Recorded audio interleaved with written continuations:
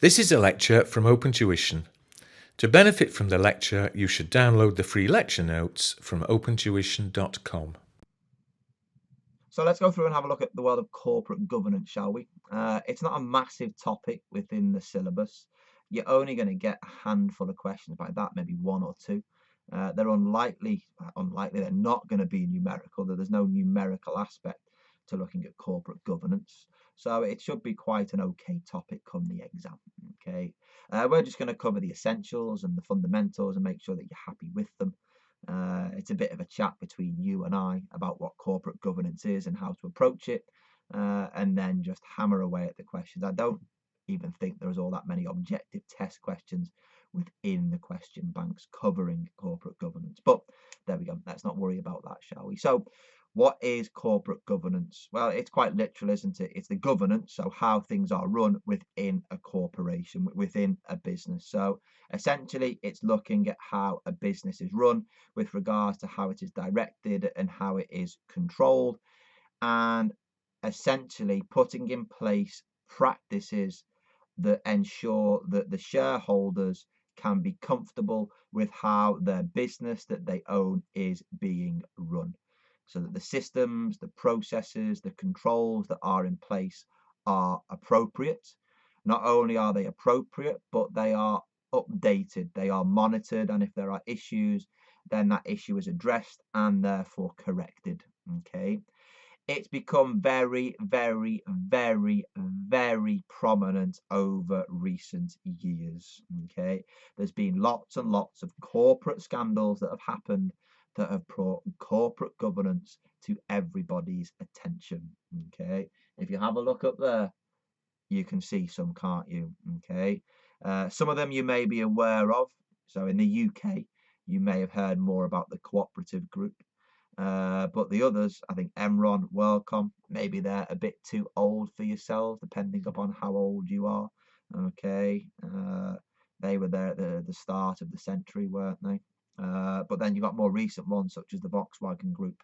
Okay, and they've had scandals that have brought to attention the way that business is run. That business was run, if you like, ineffectively.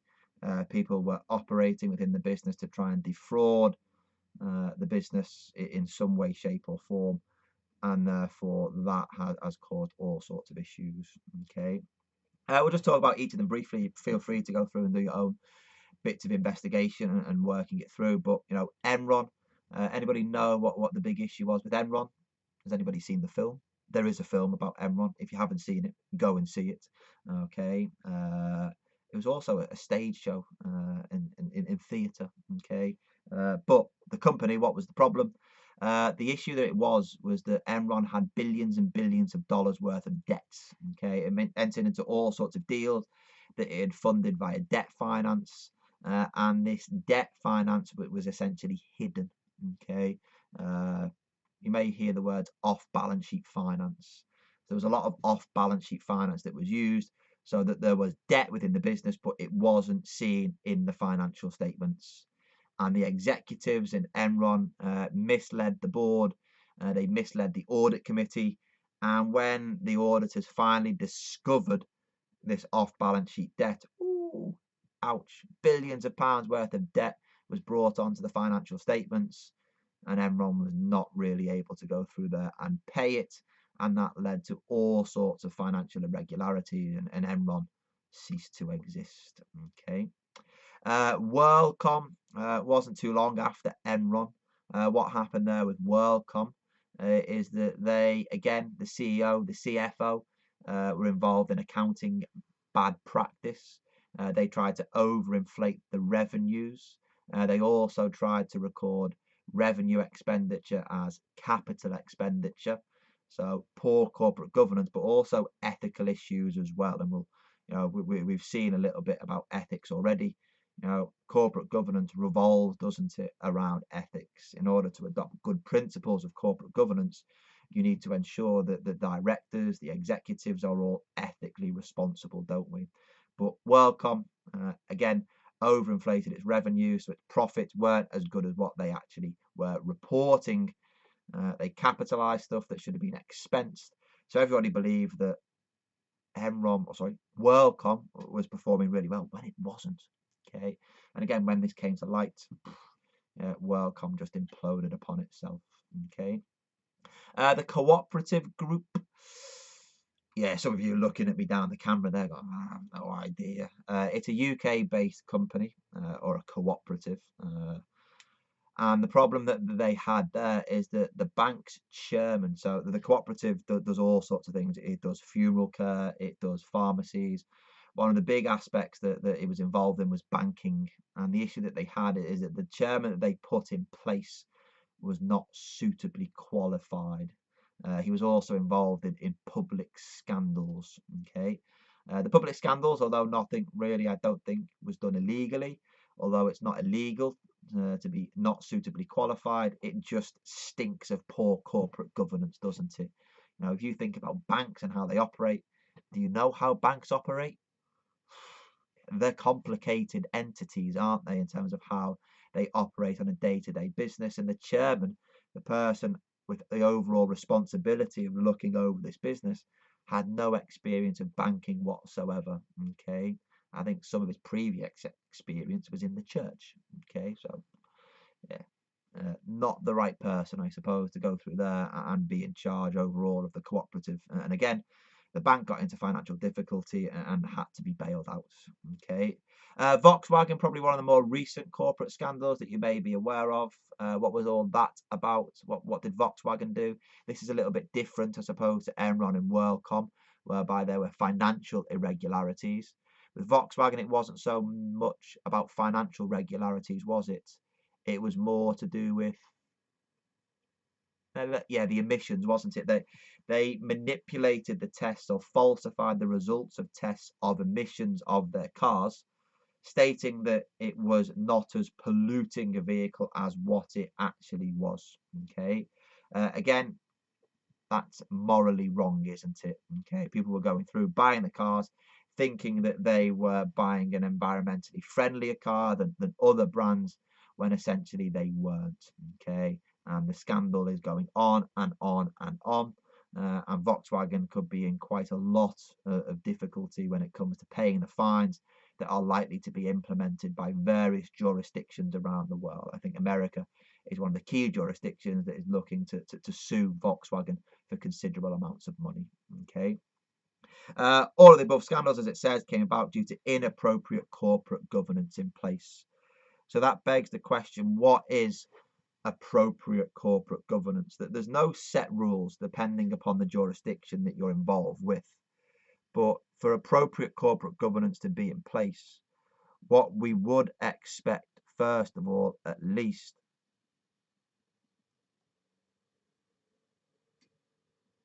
is transparency.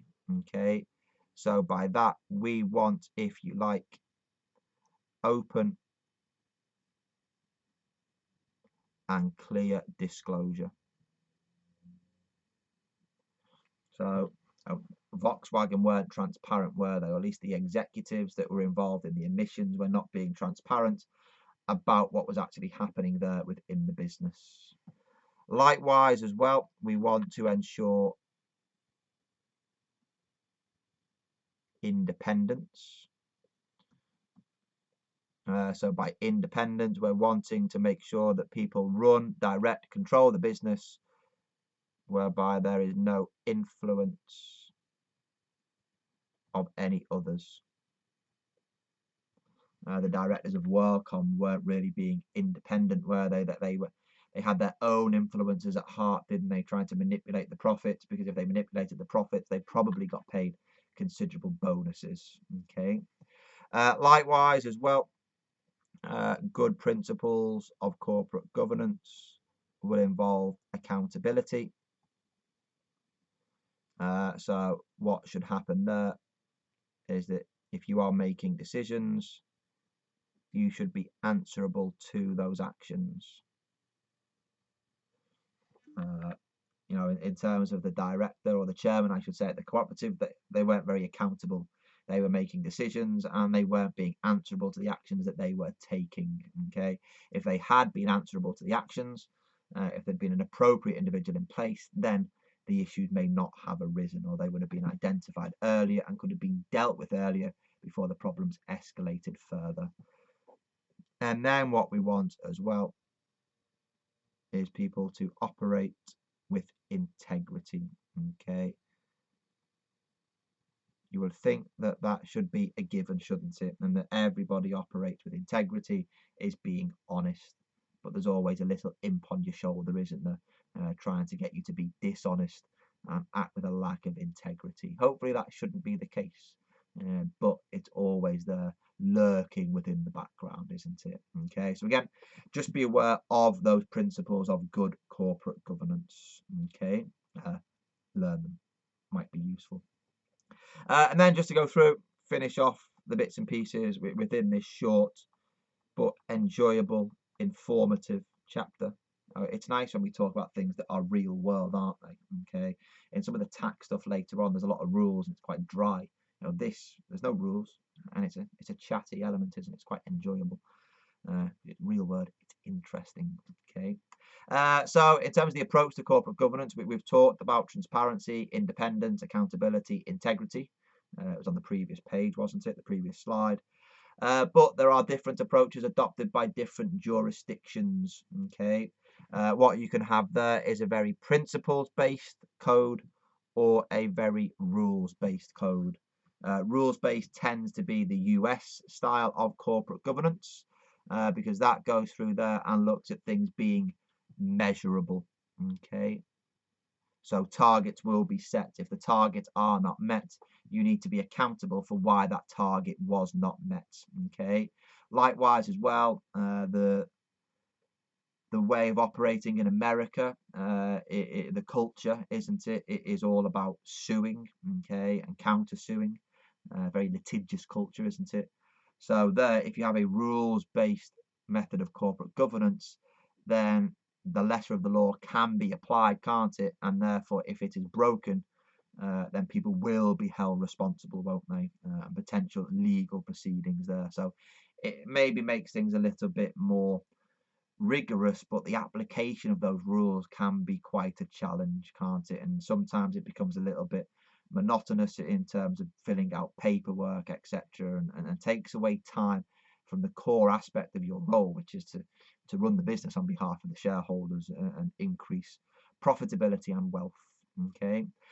Principles gives you, if you like, a set of ideas. Okay. And instead of setting targets, it just goes through there, doesn't it? And doesn't focus on the rules, but goes through there and gives you objectives that you can try and think about. It doesn't say you necessarily have to meet them, okay? But they are just guidelines, okay? And if you follow those guidelines, then that should then go through and allow you to adopt a good approach to corporate governance, okay? There's no hard and fast rules. So it tends to be adopted in a lot of other countries. We adopt the principles based in the UK. A lot of EU countries have a principles based focus there in terms of corporate governance. And that's good. It's better, particularly in the EU, because then that can operate across different jurisdictions. Okay, if you have a rules based corporate governance process, it's very difficult then to take that from, say, the US and apply it in another country whereby there is a different legal jurisdiction.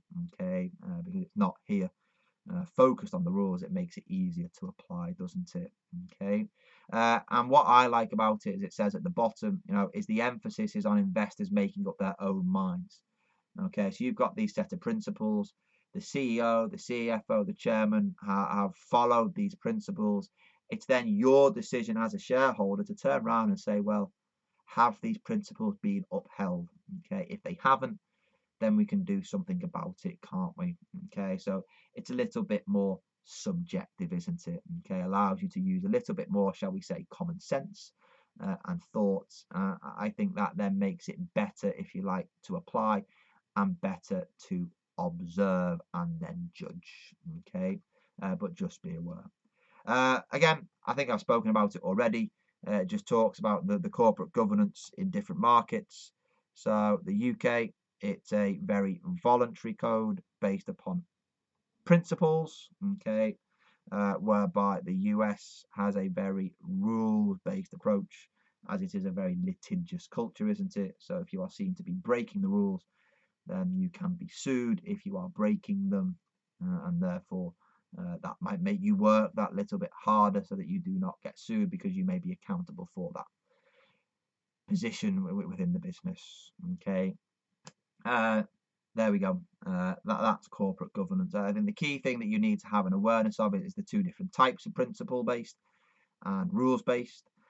You also need to know about which jurisdictions apply which type of corporate governance, and don't forget the good practice of corporate governance is transparency, independence, accountability, and integrity. You shouldn't get any really difficult questions on corporate governance within the exam.